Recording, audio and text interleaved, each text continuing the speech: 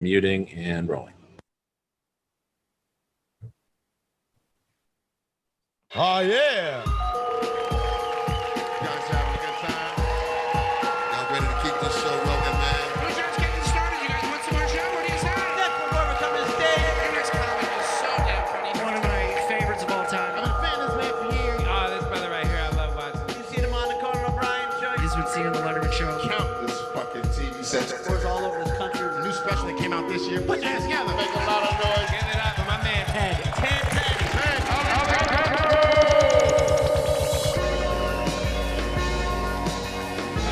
Oh, yes.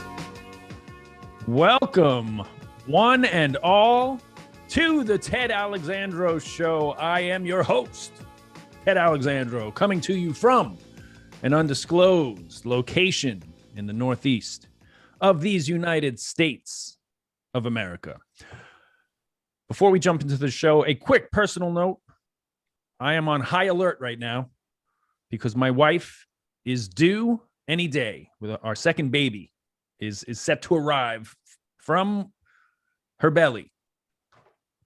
The due date is 4/20, but it could be any moment. So if I have to run out, so be it. But that's unlikely, but it's possible. So it's been a hectic, beautiful, crazed time, the best of times, purely.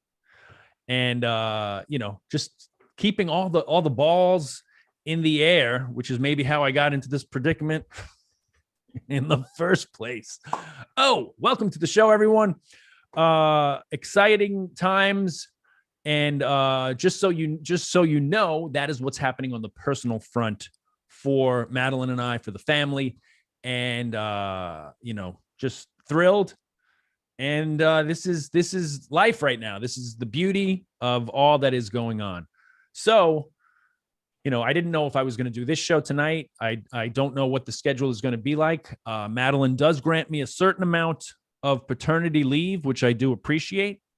So we're going to play that by ear and see just how much time I will stay away. And, I might be dropping in and doing live streams and stuff like that, but the schedule might be a little bit flexible, just to let all of you know. So thank you in advance for your flexibility. And of course, if you wish to subscribe, please do that on all of the various platforms that you are watching. We are live streaming right now. Shout out to our producer extraordinaire, jumping back into the fray on a moment's notice, Matthew L. Weiss. Oh, yeah. Oh, yeah. Thank you, Matthew.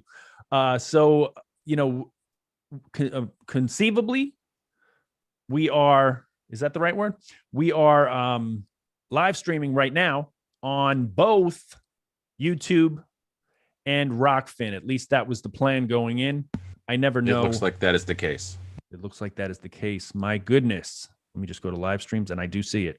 I do see it, and I don't believe it, but I do see it. So that is very exciting. So as I've been telling everyone, I do prefer, if you are able, to watch on Rockfin, because Rockfin is a platform that enables the creators to have an ownership stake and to grow your channel authentically, not held down by YouTube's algorithms at the whim and whimsy of YouTube/Google. So I'm excited to be on Rockfin. And if you are watching there, thank you. If you are not watching there, go over to rockfin.com/Ted Alexandro. If you're watching on YouTube, fine. But as I said, that's more and more Rockfin is where I will be placing my focus, because everyone watches YouTube. I'm not a fool, at least not that big a fool. So for now, we're doing both. We're trying to wean people over to support the show at Rockfin, because all of the views there, all of the growth of the channel, as I said, the content creators have a stake in the growth of their own show, the growth of Rockfin. So I'm excited to participate in that, as opposed to YouTube, which, you know, they they bury you to begin with, and there's no chance of earning a living, which is what we're trying to do here. I was a comedian once upon a time, but this is where we're at now. So friends, please do support the show at rockfin.com/Ted Alexandro. And of course at patreon.com/Ted Alexandro. Go there to check out all of the bonus videos, bonus content, bonus stand-up, and of course the Ted Alexandro Comedy Academy. 12 classes. The 13th is coming. And I know I'm late in posting that. It has been recorded, but it is just being spit shined as we speak. And that will go up hopefully this week. That is the plan. But I'm an expectant father, so rewatch the first 12. I mean, come on, folks. Comedy clubs have been closed for a year. You can just rewatch those first 12 classes, and then 13 will be ready. So that is patreon.com/Ted Alexandro. Welcome to our new patrons, Michael Lee and Joseph. Thank you both for hopping on board at patreon.com/Ted Alexandro. And wherever you are watching or listening, please do hit subscribe, follow, like, thumbs up, thumbs everywhere that is positive. Just do what you can. Leave a review if you're listening on one of the audio platforms, Apple Podcasts, what have you, Google. Leave a positive review to boost us in the old algorithm and to let others know what the hell is going on. I mean, there's always latecomers, you know. 5 years from now, people will hop on board and realize what the hell is going on at the Ted Alexandro Show. But those of you listening now, consider yourselves in the vanguard. All right, friends, very excited about today's show. This is a man who has come across my path and is doing important work. He's an independent journalist and really could not be more pertinent to what is going on now in America. His name is Brian BZ Douglas. And Brian and I have interacted on social media. We've not met, but we've interacted on social media over the years. And he has executive produced, Black Lives Matter Cleveland has executive produced, and he has worked in concert with them on a documentary series called State of Injustice, which sets out to showcase the systemic failures of Ohio law enforcement across the state, one city at a time. And that's called State of Injustice. And let's face it, there's 50 states of injustice in these United States of America, as we see the ongoing Derek Chauvin, is it Chauvin or Chauvin trial in the George Floyd murder. And recently another Minneapolis murder by Minneapolis police in Brooklyn Center, I guess was the name of the neighborhood. Another white officer. This is Kim Potter, a female police officer in Brooklyn Center, Minnesota. And she murdered 20-year-old Dante Wright. Presumably was pulled over in a traffic stop for having an air freshener or excessive air fresheners. I don't know what the hell the bullshit excuse they made up this time was, but she thought she was reaching for her taser, but apparently her taser fires bullets.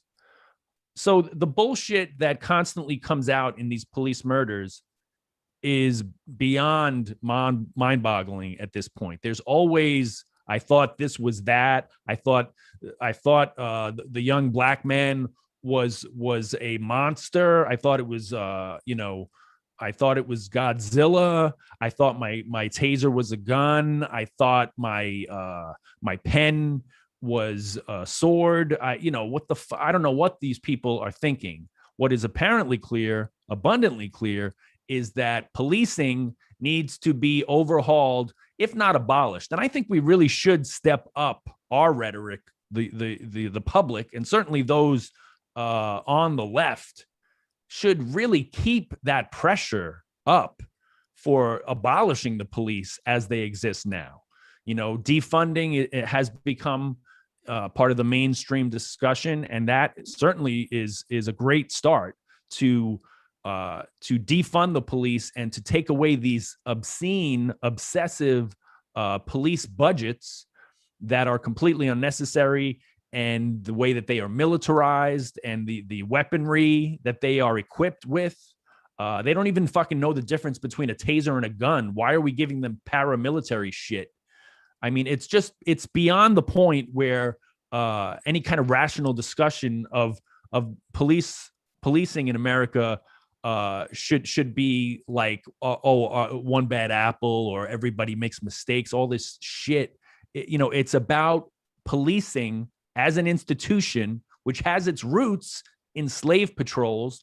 And obviously, there's this ongoing dynamic of young Black and brown people being targeted. Those areas are over-policed, and everyone is looked at as a suspect. You can have everything from an air freshener to a Snapple to Skittles to a fucking cell phone. Everything is looked at as you're a suspect. You've got a weapon. So, I mean, this discussion has got to go somewhere where policing is held accountable and overhauled, dismantled, abolished as it exists now. It is not working. It is not working. And cities are starting to burn because Chicago, right? Chicago just today released the video footage of 13-year-old, is it Adam Toledo? I don't know what his ethnicity is. I'm assuming Latinx, but he's not a young Black child. He's a whatever his ethnicity is. He was shot with his hands up because the body cam footage showed, another young child murdered by police. So these police are just ill-equipped to be serving these populations and these neighborhoods. They should not be there.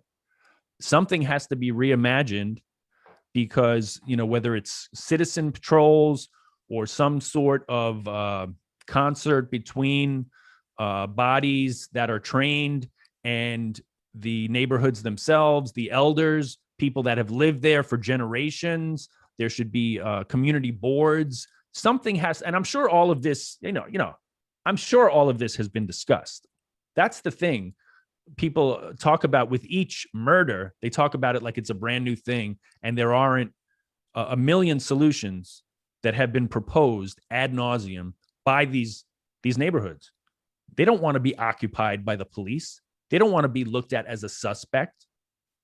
So the solutions are out there: defunding, abolishing, overhauling the police, doing away with the absolute power of these police unions, these fiefdoms where they're accountable to no one. Let's face it. And this is on the heels of what? February, law enforcement were in the numbers of those who were storming the Capitol. So there's a very insidious problem, and it's intertwined with white supremacy. It's intertwined with racism. It's intertwined with America's obsession with militarism and guns and murder. All of this is very much intertwined because the police were front and center at the storming and the, is that the right word? The storming of the Capitol, the insurgency. So when are we going to take a real look at the grotesque nature of some of these problems that are systemic in American policing? And I'm not talking about whether or not this person's a good apple or a good person or a father or a mother or a husband. I don't care. You kind of abdicate your humanity when you put on that uniform, because they all just look at each other as what? As blue. Blue is you're not a human anymore. You're a color. If you're just going to talk about each other as blue, then we're going to treat you as inhuman because that's the way they conduct themselves. Above the fray, unaccountable to anyone. Inhuman, a color, blue. Yeah, okay, fine, blue. You're like an alien. They're like this occupying alien force. So something has to be done because this is out of control. It's out of hand, and it's ongoing. You know, there's the Minneapolis. I mean, what the hell's going on? I'm sure that, you know, I've seen it. They're protesting in the streets. George Floyd's murder at the hands of that officer, Derek Chauvin. And that trial is going on now. Who knows if any of these people are going to be held accountable? You know, you always have to hope for the minimal thing. Like they throw, because they put it into their budget, the cost of doing business. They throw money at these families. Like, yeah, you know, this family will get $1 million. This family will get $5 million. It's like you have to hope to win the fucking murder lottery in America. And it's tragic. You know, I'm joking, obviously, but it's so tragic that these young people are murdered by the police. And then the best they can hope for, they're not going to get justice. They're not going to get reform. They're not going to get accountability. The best you can hope for is a fucking check from the police department, from the city, or whatever whoever's name is on it. So, I mean, you know, this is, every time you think it's at a fever pitch and it can't get any worse. They released the footage today. Mayor Lightfoot from Chicago, that kid, Adam Toledo, 13 years old, with his hands up. The body camera footage, you know, the guy fortunately kept the fucking camera on. Usually they turn it off or destroy it or whatever the fuck they do. But this body cam footage demonstrated clearly that this kid's hands were up and this guy murdered a 13-year-old. So it's the whole culture that has to change. Gun culture, police culture, the insanity of militarized police forces, unaccountable police forces, bloated budgets for police forces. All of this. I mean, everybody knows what the fuck the problem is. When is something going to be done about these gangs, these fucking terrorist, unaccountable gangs, that then we have to, you know, then they have a GoFundMe for the police officer, and the police officers all get $1 million bucks because all the fucking white supremacists are ready to fucking Venmo them immediately because they're the victim. It's insane. Well, the bottom line is something has got to be done to overhaul this racist institution of policing in America, period. And that, my friends, is why I could not be more excited or happy to have the perfect guest, an independent movement journalist who has been dedicating his time to just this, working in concert with Black Lives Matter Cleveland as they executive produced a new documentary series, State of Injustice. Let's please welcome to the show, Brian BZ Douglas.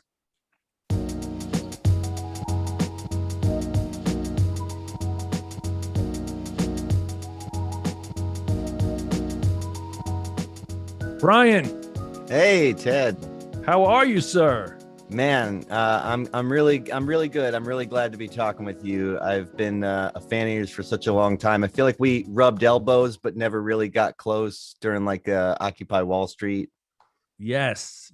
Well, Brian, I'm glad our elbows are firmly touching right now because as it should be, man. So thank you for reaching out. You know, we've been talking and trying to make this happen. And, you know, my head's been in a million places with expecting a baby. But thank you for your patience. And in some way, I feel like the universe always makes things happen at the right time because, man, isn't this, tragically, a ripe time to be talking about just the things you've been working on? Yeah, honestly, I'm trying to get my head. The thing about I've always been a news junkie, but since I became a journalist, it's sort of weaponizing that.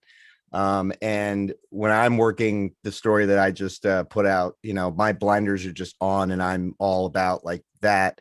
And so I lifted my head up out of the sand and saw that everything reignited in Minneapolis, basically. Yeah, crazy, right? There's between the trial of the police officer who murdered George Floyd, which is ongoing right now. I guess it's wrapping up, maybe in closing arguments or whatever. Combined with the recent murder of the 20-year-old Dante Wright. I guess just Sunday that just happened. Some kid that allegedly, I don't know, I think they pulled him over at a traffic stop for having too many air fresheners or some shit. That's the latest thing that you can add to it. The Also absurd. came out that George Floyd's girlfriend was Dante Wright's teacher. Are you kidding me? Yeah. So and someone pointed that out in a tweet, just to, to grasp the collective trauma that like families in these communities deal with. So can you say that one more time, just because I wrap my head around it? So yeah, so it's devastating to grasp the violence and collective trauma of systemic racism across families, communities, and generations, and know how little has changed. And and that's where, and you said that George Floyd. Oh yeah, I'm sorry. George Floyd's girlfriend was Dante Wright's teacher. Wow. So yeah, the ripples through a community and the interconnectedness. I mean, in my involvement with Black Lives Matter protests throughout New York City, I've met so many of the families and mothers, Ramarley Graham's parents, I met Kamani Gray's mother, even Trayvon Martin's parents when they came up to New York, and the grace with which they handle just the unspeakable pain. I'm always really, it really stops you in your tracks when you see these families, the way that they handle it and turn it into energy for change, and the grace with which they speak about it and the way they grieve in public. It's really kind of awe-inspiring, despite as I said, the unspeakable tragedy. I think that I could speak to that with regard to how I actually became a journalist, which was a story about a shady organizer that was, pretending to have a relationship with Samaria Rice. And he was putting on a fundraiser in a park, the park where he was killed, Cuddle Park. And it was like this barbecue, and whatever the money was going towards was vague. But, an interesting thing, not a lot of people would know what the heck I was talking about with this next sentence. I learned about this story from the Chapo Trap House subreddit, rest in peace. There you go. A commenter posted about this, that there was this shady guy, and I started digging into it, and I was trying to shop it around to journalists I knew, and they were all like, you've got a real story here, but I can't work it. And so I just ended up doing it, and I spoke to Samaria Rice on that story.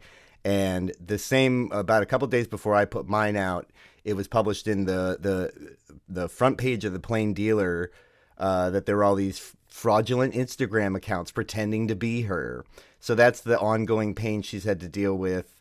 And when I spoke with her, so this is Tamir Rice's mother. Tamir Rice's mother, Samaria Rice. Yeah. And when I spoke with her, it really, I internalized her anger, just at the idea of, if someone had done, like if my son had been shot and someone was throwing like this party and a fundraiser without my consent in the park where he was killed, and they don't even know his favorite color, his favorite song, anything about him.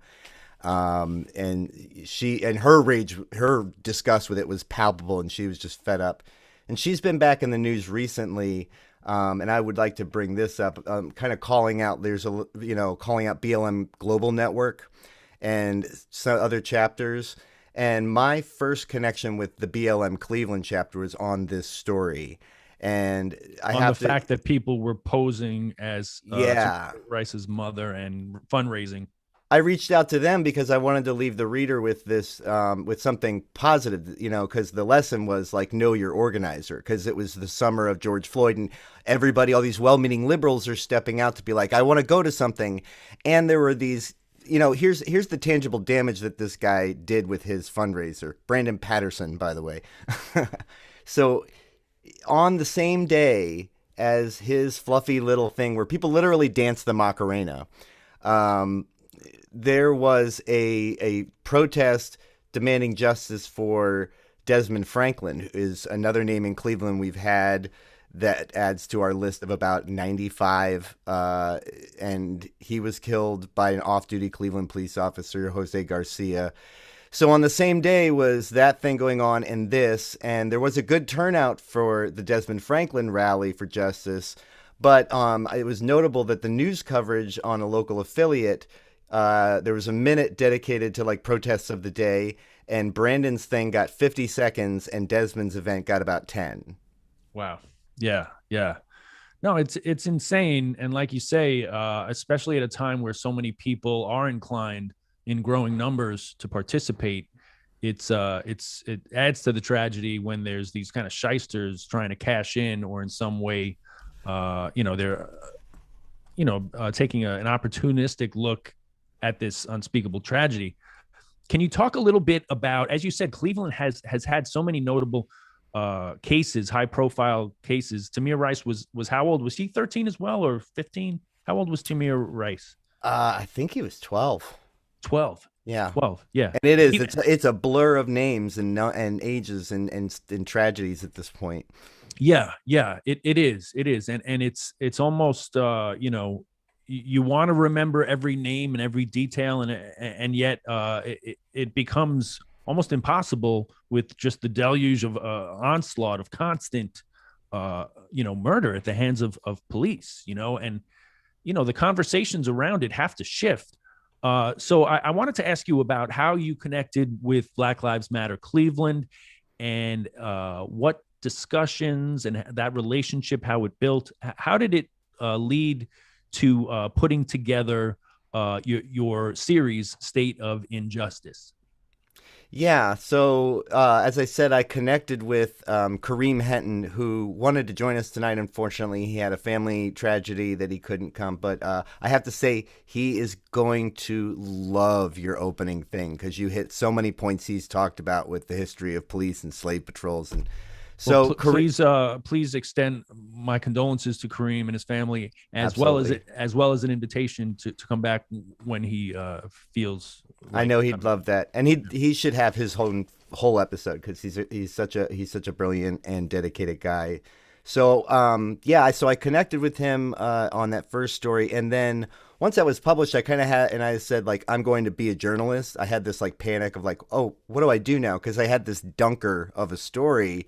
Yeah. And then I was like, okay, so what's my beat? And I just decided, well, I'm going to go cover protests, and I'm going to stick close to Black Lives Matter Cleveland and just get out there. And I did learn, like, that's just showing up. You'll find a story. And especially in the ecosystem of a lot of traditional journalists, because I'm making this up as I go and learning as I do it. But like they're concerned with breaking the news.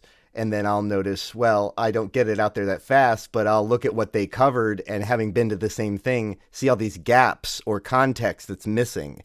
Sure. So I don't trouble myself with that artificial urgency they have. But anyway, so I was covering Black Lives Matter Cleveland, and it was specifically at a rally where Kareem was speaking opposite of the local police chief, Lyndhurst. And I wrote an article about this, and I was surprised how much that police chief I'd see him off in the background listening to Kareem talking about like defining abolishing the police, and which is like, really, really reallocation and taking away duties from police that they don't deserve, they shouldn't have. Right. And the police chief's in the background like, that sounds pretty. Yeah. Yes. So that was the rally I covered, but afterwards I talked to Kareem, and I had heard through the activist grapevine that BLM was trying to produce a piece about someone who had been killed by the Euclid police. Euclid's a suburb city outside of Cleveland. This gentleman, Luke Stewart. So I asked Kareem, like, hey, is that true? Are you looking for someone? And he said, yeah, actually we are.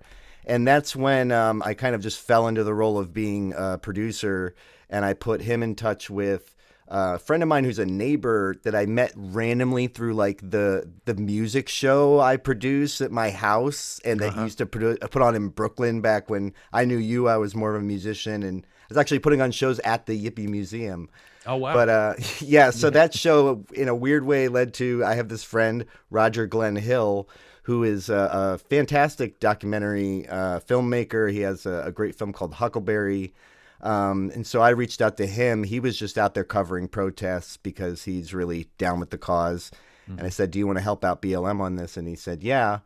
So what it started out was Kareem hooked us up with Luke Stewart's, and I'll get to his story in a second, but he put us in touch with, because this is kind of organically how we learned it was, oh, Luke Stewart. So who is Luke Stewart? And this is our gateway.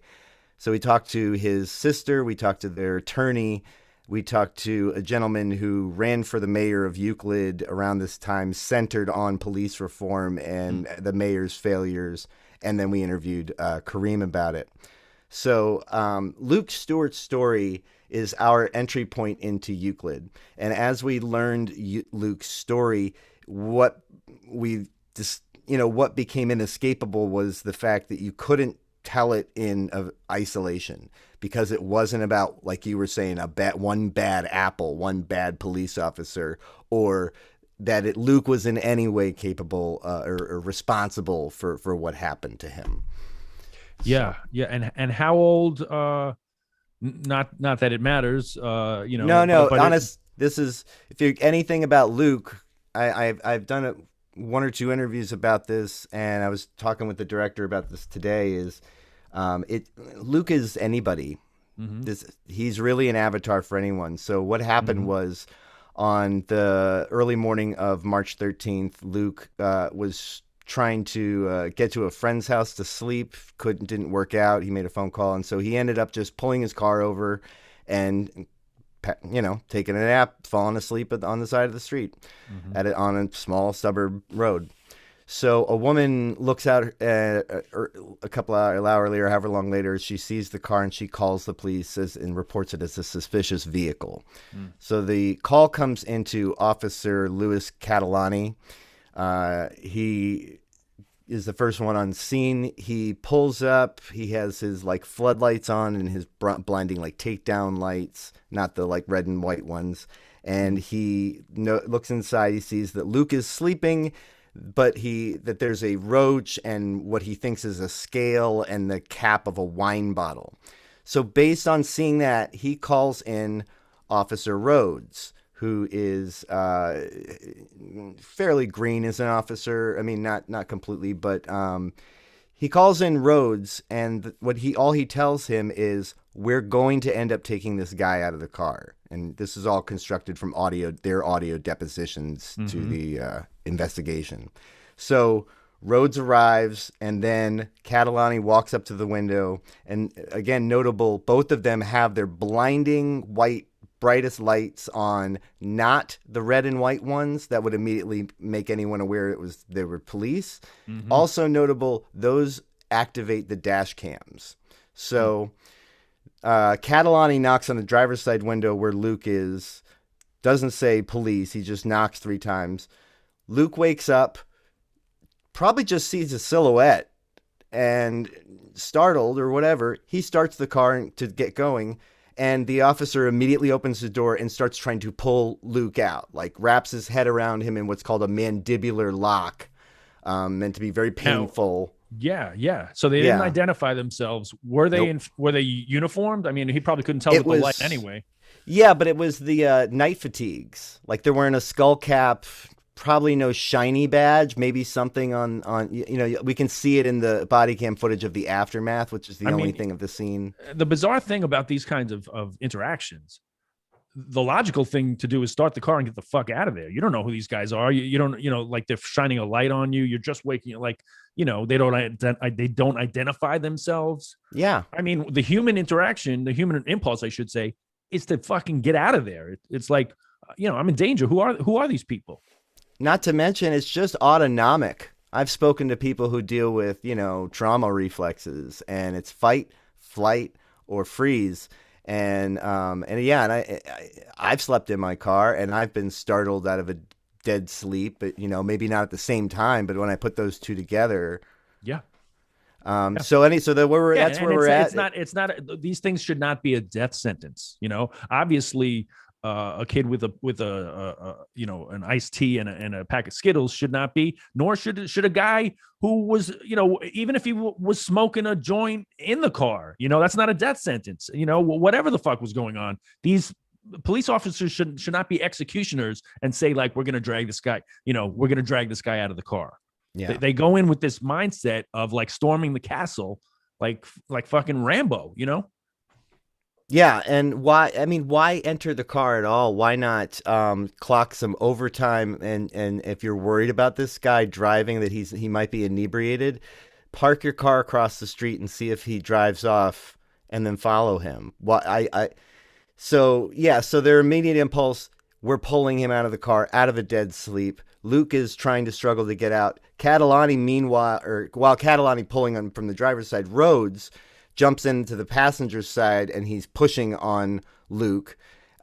Luke does manage to get it into drive, starts moving, and Catalani has to break off because the driver's side door is going to like bump into his car in front of them. So then Rhodes makes the decision to get all the way in the car.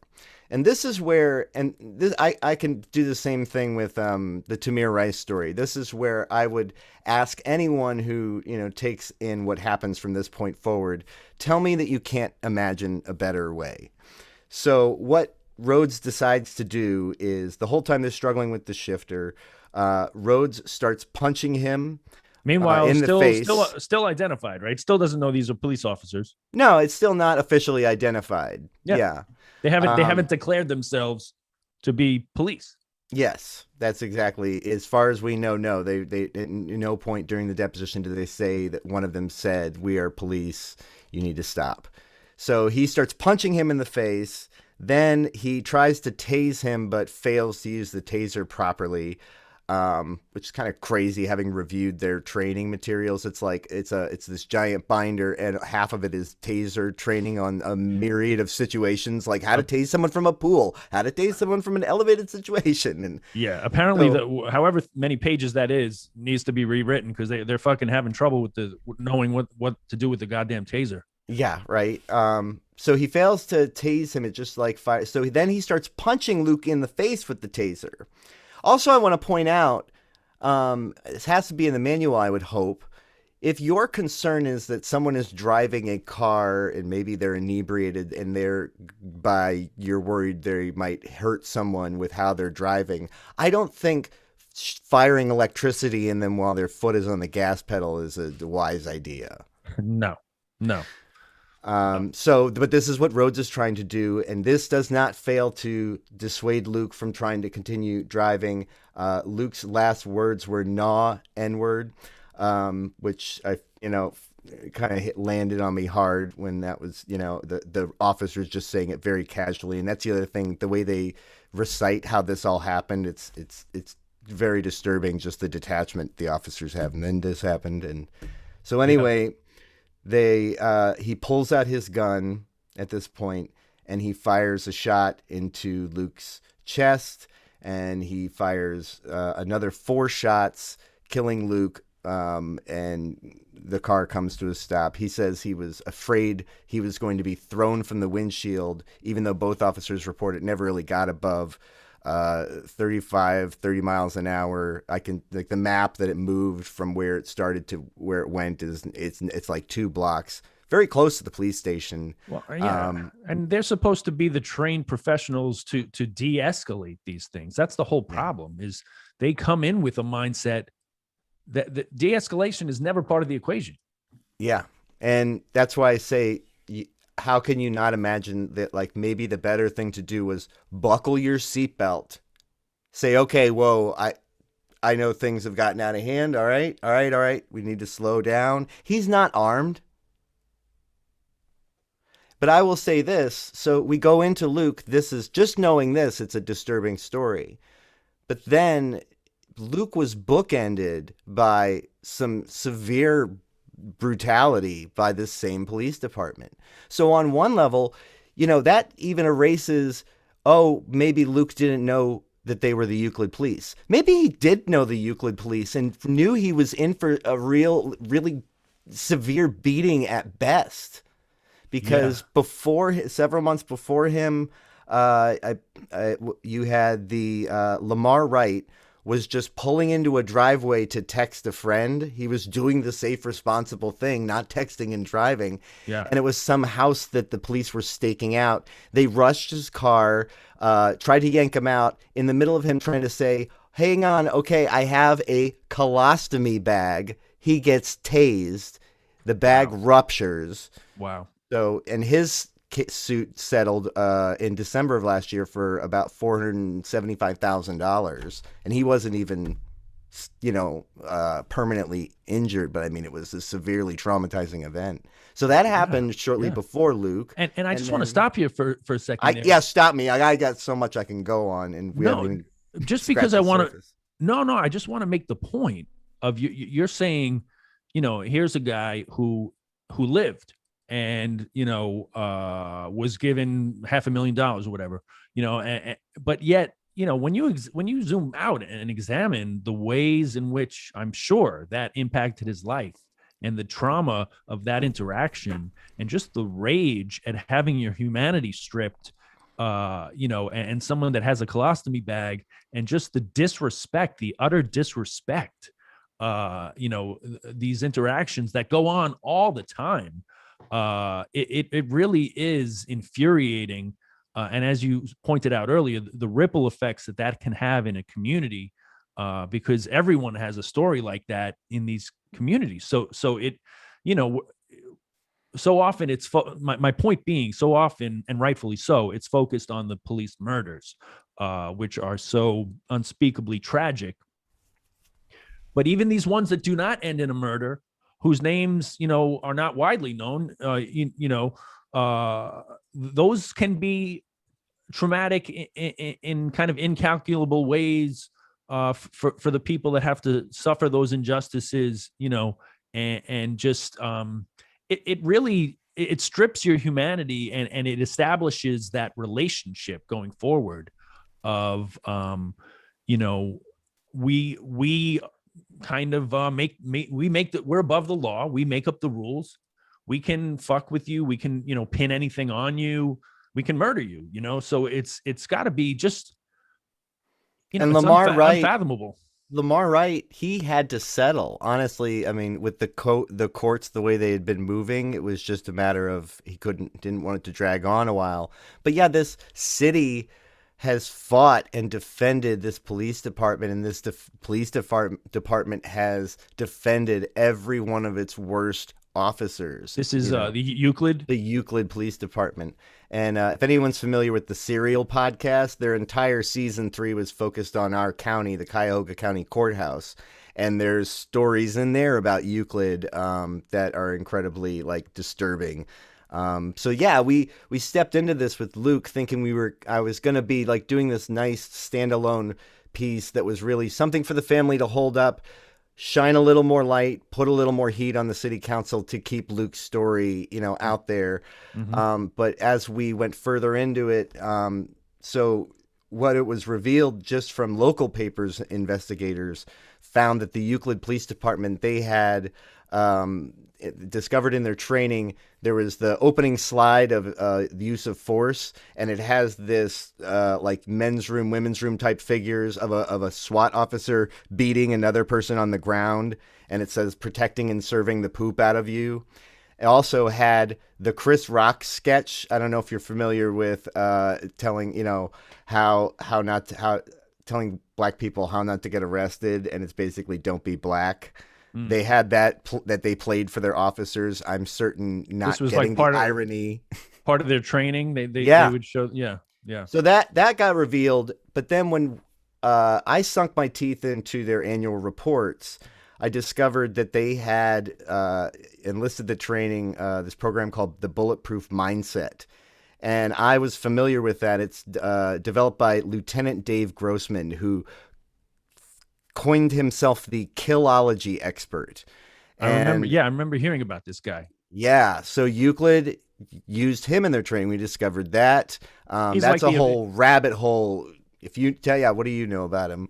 Well, I was just going to say he's kind of the epitome of that whole blue, sheepdog, warrior mindset. Yes. All of that is him. Militarized. Yep. Yes. Like you're going to war, right? Yes. Be ready. There are threats everywhere, and you need to protect the sheep. And violence is necessary, and you should have no shame, and you should always be ready for violence and violence. No small undertone of racism and white supremacy baked into his philosophy as well, because you're going into these neighborhoods.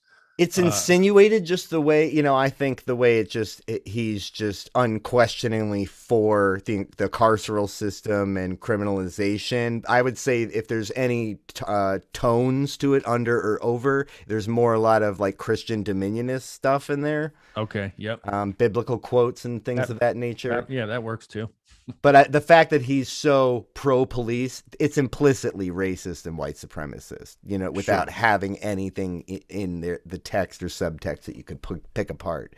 So we discovered this, but then there's the other side that led to when we were interviewing an attorney of someone who was abused, that was familiar with Grossman's stuff. We were asking him about it. He told us, you need to talk to this woman, Mariah Crenshaw of Chasing Justice, LLC. She's fantastic. You should definitely have her on your show. She is uncovering this massive web of faulty training throughout Ohio that may well, if her legal theories stand up if a judge agrees with them, they could actually undo qualified immunity in Ohio. Because for a lot of officers, because what she's uncovered is, so Dave Grossman and the other stuff we've seen is the bad training they are taking. Well, what she has discovered is all of this good training that they aren't taking, or they're pretending they're taking. De-escalation So it's kind of stuff. it's on the books, and it's part of what they present forward facing to the public, but in fact, it's kind of lip service and it isn't really part of their training. Or they don't do it at all. Don't do it at all. So she was our entry point into where, and I don't even know if I've plugged the title of this thing yet, because the title came at the end once we were like, okay, we have this thing, and what we're looking at with Euclid, we think there's so much here that is applicable to all of Ohio. We would like to turn this into a long-term project where we can look at city by city, start to establish patterns that show systemic problems. So the name we settled on is State of Injustice, and we have a head start on our second season, which will focus on East Cleveland. It was also terrain that Serial Season 3 covered, if anyone's familiar with it, but that has so many names, so many problematic officers I've already dug into independently with investigations I've published on my Substack and YouTube. So yeah, that's kind of what this project organically evolved into, is like, well, let's take a good long hard look at Euclid, and then let's take a good long hard look at East Cleveland, and then Cleveland will certainly be a mountaintop to push through, but we're really excited to be doing it, especially with partnered with Black Lives Matter Cleveland, we dubbed the executive producers for setting all this in motion, but they didn't put any money in towards it, other than they're giving myself and Roger, two white guys, the credibility to, do this. But we are following their lead. I mean, it really has been at every step. And the most recent story in this Euclid that is going to be in episode 2, because the first 2 focus on like brutality cases, the killing of Luke Stewart. The third one gets just into how the city of Euclid basically wants to criminalize being young and black. And the prime example of that is this roller skating rink, the Playmore, which is extremely beloved by the immediate Black community there, but also just skaters as a whole in the region.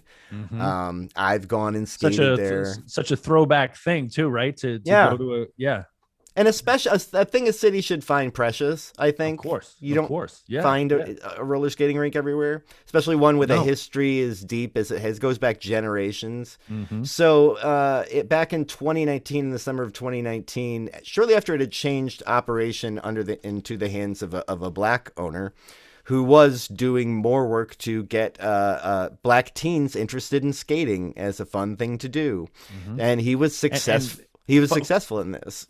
Funny when you juxtapose that with like skateboarding culture and you know, Tony Hawk. I mean, I'm not that into it, but I know how that's taken off in the last 20 years, whatever.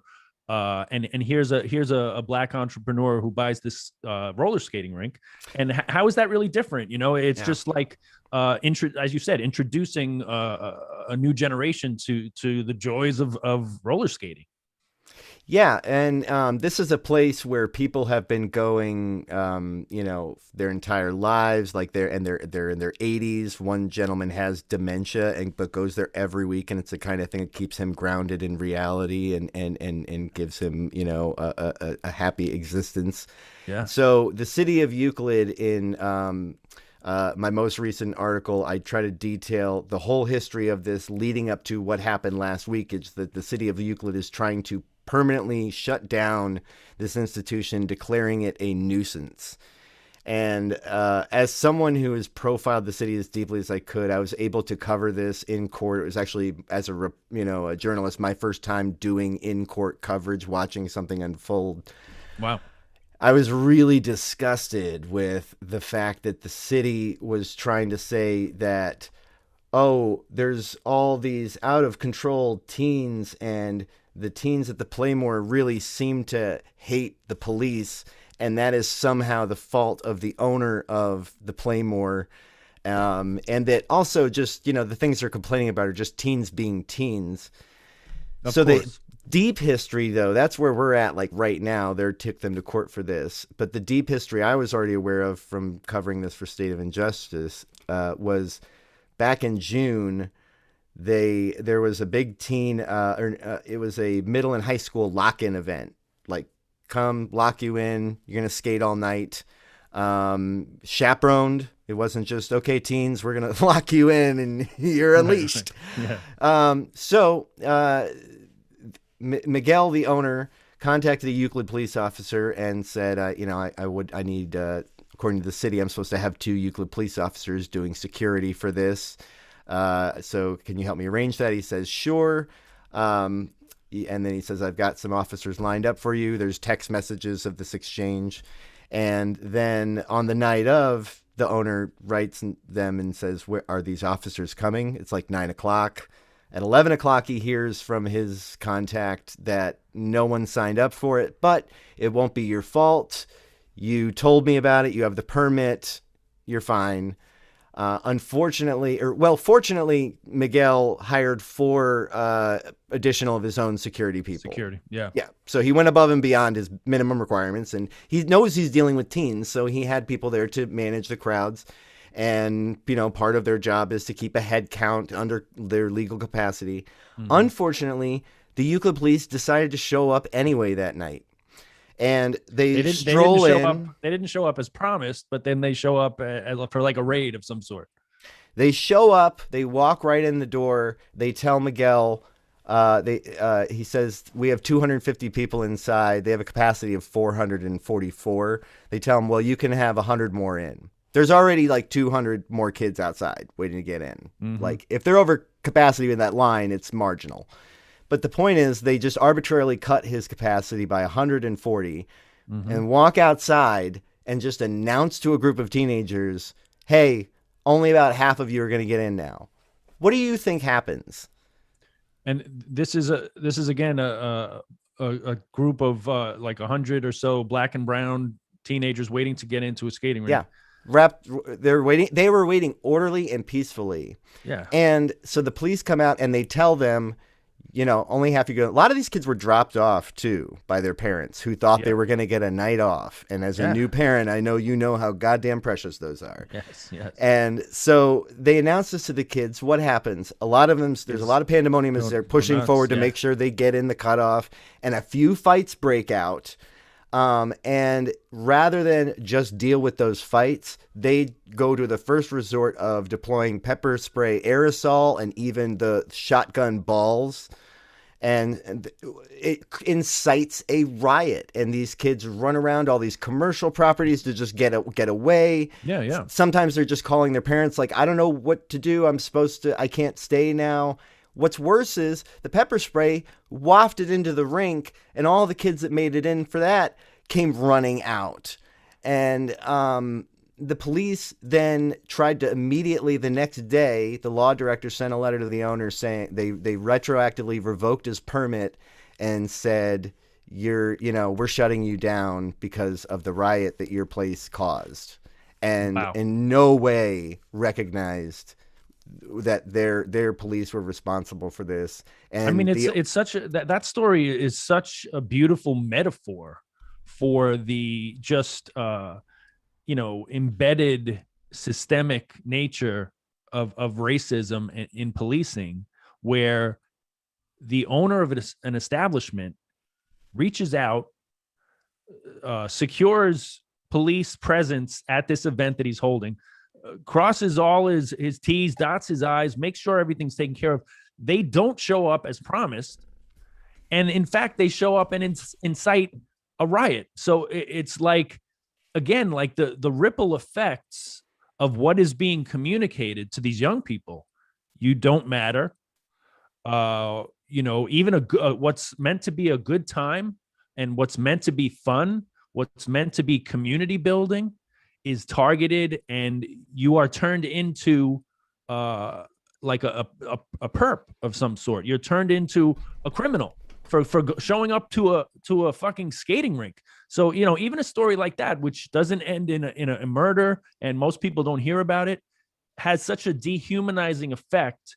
And the police are scratching their head as to why these kids fucking don't like the police, and why most Americans don't like the police and don't trust them.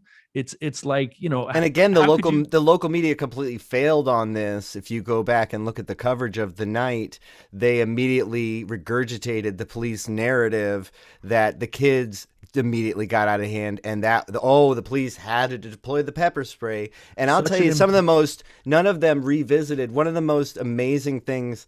I would say the deepest kind of well I went into on the state of injustice work was just going all in on combing through the city hall archives that are on like the Euclid website. And man, the week after this happened, the city council meeting, public testimony was packed. It's 2 hours of skaters and kids and activists. Kareem is there. That's why when I say they're bona fide, they're like, you see the BLM Cleveland people there at like the Luke Stewart's. Yeah, they've been there. They've been there for the stuff like this.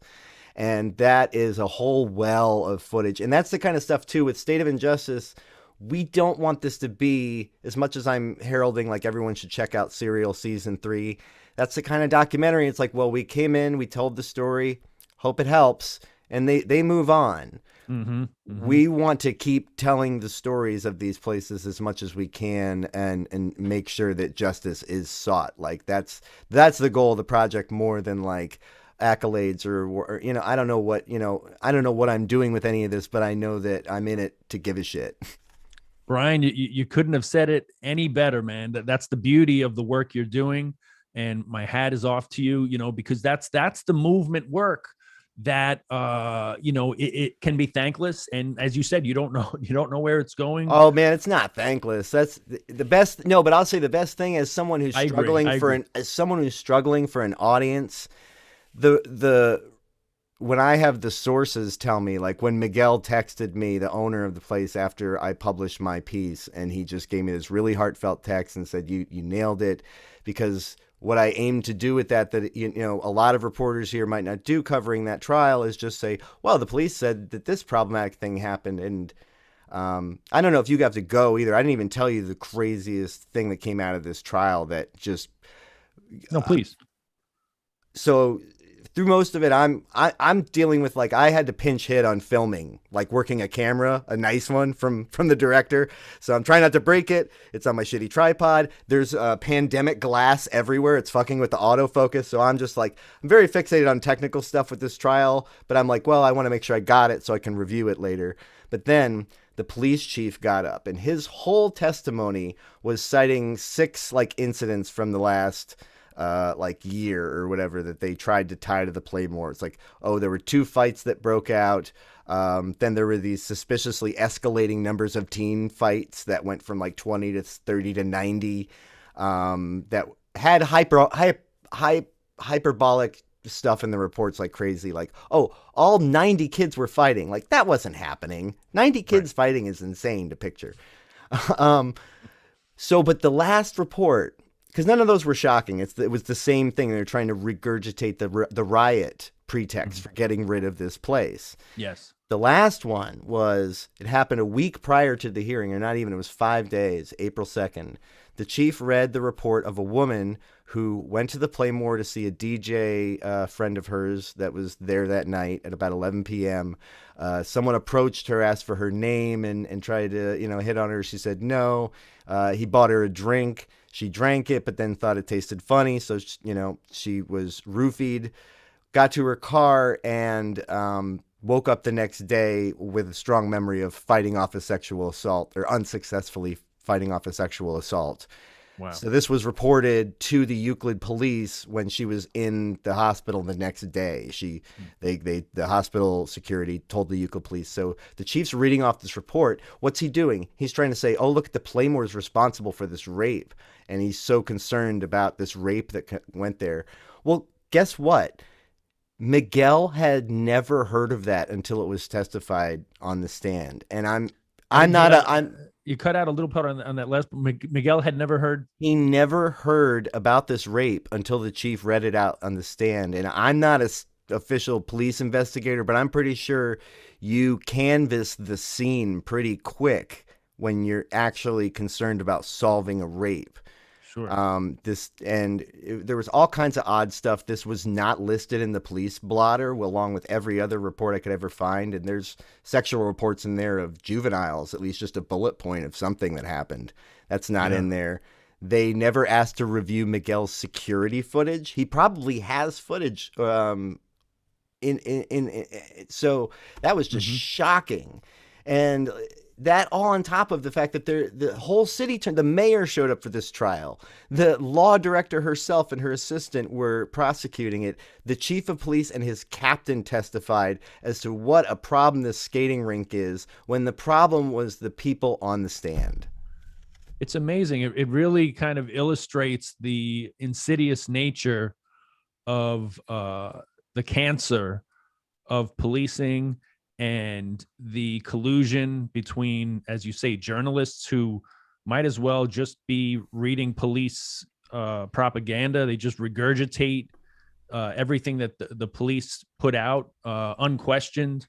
And it just goes, and I give you credit, because what you're doing, even in examining Euclid and then zooming out to other cities and, the work that you're doing with State of Injustice, it really lays bare the insidious nature, the way all of these things kind of collude to undergird a system that is failing its citizens. So I want to thank you and the people of Black Lives Matter Cleveland. All the work that you are doing is such important work. And if you would, Brian, just let folks know all of the pertinent information, where they can watch State of Injustice and where they can follow you. Yeah, so you can go to stateofinjustice.com. You can watch both of the episodes there. We'll be releasing them. It's not going to be gated in any way. That is currently going to our successful Indiegogo for the first season. So you can still contribute to that. Any funds we raise now will go towards the next season. As far as my stuff, you can follow me on Twitter at BZDUG. That's BZ Doug. I have a podcast called BZ Listening. I would love to get some production secrets from you, Ted, because I'm trying to get back to. I'm wearing so many hats and trying to do so many different things. Just right grow the now. beard out. That's all I can tell you, man. Grow the Yeah, beard yeah. out. But so we're really excited to just stay on this, and like I said, for me, it's been really great to attach myself closely to BLM and try and fill some of the gaps that a lot of, like you said, like maybe more just careerist oriented media don't look at. And Yeah. For me, it's been a dream come true just because I was in the corporate sector for like 20 years. I fell into it. Like when Occupy Wall Street happened, I was working at an ad agency primarily on Citibank. There you go. Good timing. And I hated it, but I was learning how to do, all this stuff like web development and motion design. And I've been able to apply all that to State of Injustice, and then doing the research. And like I said, having, the appreciation of people who need these stories told. Yeah. That's been a lot of reward. But yeah, I'm really grateful that you're helping us get it out there, because I'm also like the scrappy PR guy trying to spread the word. So yeah, no, I know it's work just to wear all those hats and definitely to get the word out. So I'm very happy to help you with that, because as I said, I truly respect the work that you're doing, and the work that all of you there with Black Lives Matter Cleveland are doing, because it's there's no more important work to do. It's truly, telling American stories and trying to advocate for change. So thank you for doing that, Brian. Thank you, Ted. Okay, buddy. I'll see you again down the road. All right. Looking forward to it. And good luck with dadding. I know that's a tough road. That's a tough road, but so far so good, man. Thank you. I appreciate that. Cheers. All right. Thank you, Brian Douglas. I will be putting all of the links that Brian mentioned in the show notes. The series is State of Injustice, and please do check that out. They are, as he mentioned, episode by episode, checking out different cities, starting with Euclid in Ohio, and delving into the injustices in the police departments there. And let's face it, they are really just metaphors for the corruption and brokenness that we are seeing throughout the United States of America. And it's important, as I told Brian, it's such important work because those types of stories have to be told and shouted from the mountaintops for people to hear them, and for people to humanize all of these incidents. As he said, whether it's a roller skating rink where kids are just congregating to be kids and to have fun, and it's turned into a nightmare scenario that will scar them for the rest of their lives, or whether it's a man sleeping in his car that turns into a death sentence, on and on. These scenarios where they're basically terrorized by police departments.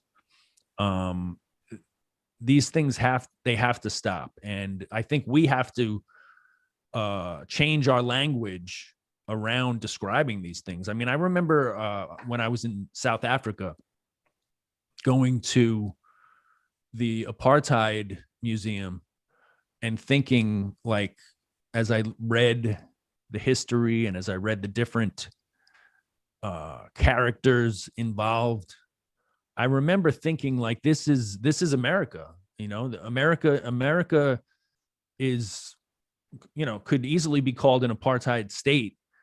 So I mean, I think we almost have to, like, be more stark in our language around all of these things, saying white supremacy, saying abolish the police. And as Brian pointed out, that means defunding, reallocating resources, because the very neighborhoods that are occupied and are targeted and are over policed, are underfunded. So those two things work in concert. When you don't have, when your neighborhoods are underfunded and you don't have parks and you don't have functioning libraries and you don't have places to congregate and places where people can be human, and you can't even go to an establishment, you can't even go to a roller skating rink, for God's sakes, that has a dehumanizing effect. And on top of which, when you're over policed and you're looked at as a suspect from the second you leave your house, it's just, it's unconscionable, the things that continue to go on. And, we have to continue to hold their feet to the fire, and from all fronts, journalistic, as Brian's doing, legislative, people in the streets, obviously.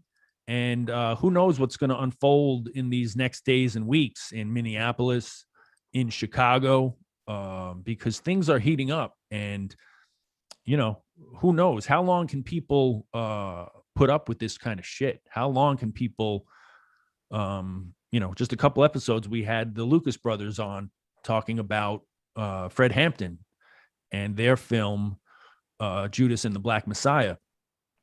And Fred Hampton was murdered in 1969, the year I was born. And here we are in 2021, and so many of the same dynamics exist unchanged. So, America, what are we going to do? Something has to be done, and we have to keep speaking the truth. We have to not be shy about speaking the truth and calling out directly the corruption and the systemic white supremacy of our policing. So, folks, my thanks to Brian BZ Douglas at BZ Doug on Twitter, BZDUG, I believe it's spelled. And thank all of you for watching on Rockfin and on YouTube.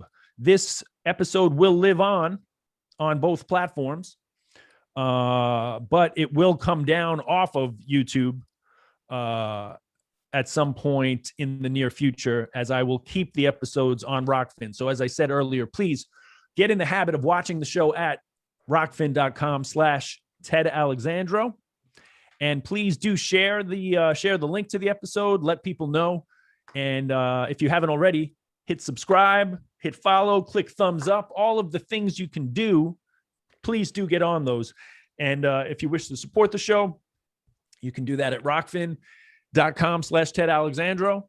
And you can do that at patreon.com/Ted Alexandro. Thank you again, everybody. We thank Brian BZ Douglas. We thank our executive producer extraordinaire. She is very pregnant, very potent. She rules with an iron fist, always a heart of gold, third eye squeegeed, extraordinarily clean these days. I love you, Madeline, Geraldine, and the little one in tow, soon to arrive. And our music is provided by the Maestro, Pro DLC. Please listen to his music, support his music everywhere that music is streaming. Pro DLC, recently released, season 7. And of course, I would be remiss if I did not mention our producer extraordinaire, our producer emeritus. He must feel like the Godfather at this point. Every time he thinks he's out, they pull him back in. Oh, yeah. Thank you, Matthew L. Yeah. Weiss, the double. And thank you, viewers, listeners. Very much appreciated. Thank you for all the support, all the kind words. Please hop into the comments. Let us know any thoughts, any suggestions, anything that is on your mind. And patrons, please do keep those questions coming, especially those who are watching the Ted Alexandro Comedy Academy at patreon.com/Ted Alexandro. Keep those questions coming, thoughts, anything that's on your mind. I'm happy to address those anytime that you wish. All right, friends, be well. Until next time. Thank you.